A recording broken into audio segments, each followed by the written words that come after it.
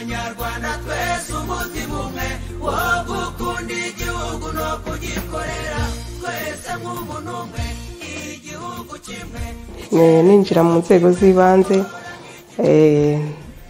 nka meya ni muri 2016 mu kwezi kwa gatatu, ariko mbere yaho nari narakoze n'ubundi mu nzego z'ibanze. Ubwo muri 2016 rero niho nagiye mu nzego zitorerwa. Icyatumye ntekereza kujya mu nzego z'ibanze gutorwa, numvaga nifitiye icyizere nk'uwari umaze igihe mbona imiyoborere y'igihugu cyacu dushyigikiye ko natwe abagore twatera imbere tukazamuka. Nahise numva nanjye natanga kandidature yanjye nkiyamamaza. Numvaga nifitiye icyizere kandi numva ko icyo cyizere n'abandi bakimfitiye. Ntangira aka kazi, ntangiye kujya gusura abaturage. Hari uwagiye ku ruhande aravuga ati stobo akareba kambuye abagabo, uyu mugore uzagashobora.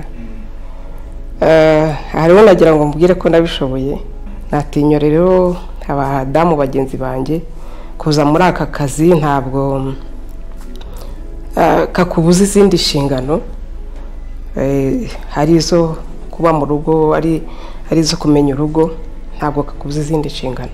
N'abandi rero babishobora.